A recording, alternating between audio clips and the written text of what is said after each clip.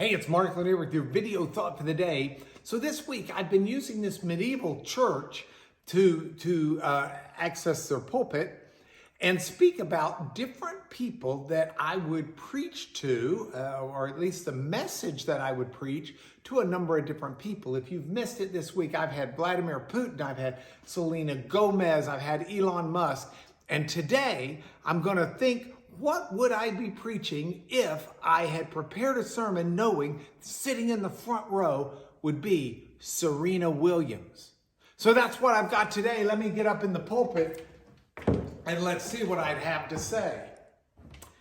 You know, Serena Williams, by the way, an amazing tennis star, may very well be the GOAT, the greatest of all times in women's tennis. After all, she spent 319 weeks ranked number one, and 186 of those were consecutive weeks. That's over 3 years, consecutive, week after week, number one ranked tennis player in the world. 23 Grand Slam titles. And she announced this week that she is retiring from tennis. So Serena Williams, who would be in here, I would have my 3-point sermon to make to Serena Williams, but these 3 points, I believe, are instructive for all of us. So join me as I look at it. Point number one, Serena, congratulations on using your skills so well. From hard discipline and hard work from an age so young, you don't remember when you first picked up a tennis racket.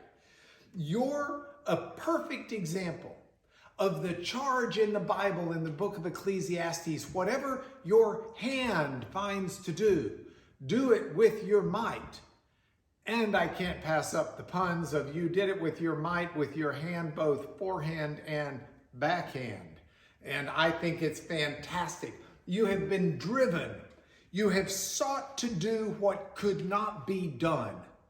And if you were told this can't be done, you did it.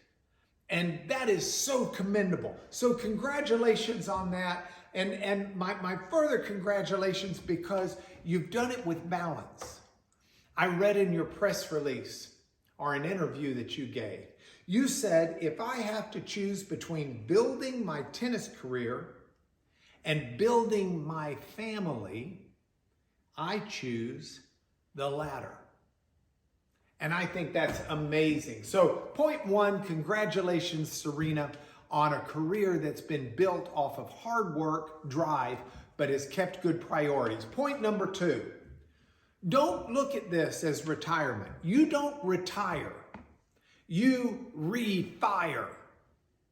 You find a passion and you continue that drive.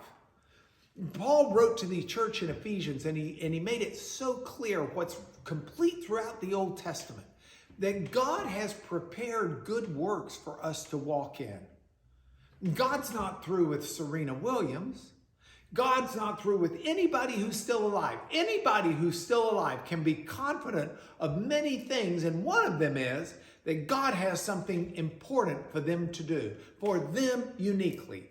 And Serena, that is no less true for you. You're not retiring, you're refiring into a whole different cylinder. I like your usage of the word transition, as you transition to another place to apply your skills and do what you can do.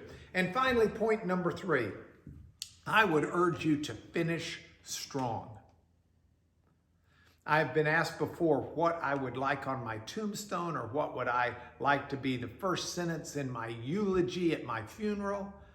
And over, I go back to a phrase that Paul used with Timothy, where he said, I've fought the good fight, I've finished the race, and I've kept the faith. And that's my encouragement to anyone who hears this message, but certainly to you, Serena Williams, finish strong. Fight the good fight to the last breath you take. Finish the race as strongly as you can and keep the faith. So those are my 3 points for Serena and anybody else in church today. Join me tomorrow, the last day of my If I Were to Preach To series. If you've got people you want me to preach to later, put them in the comments below. I'll maybe do another series of this further down the road. Meanwhile, this is your video thought for the day.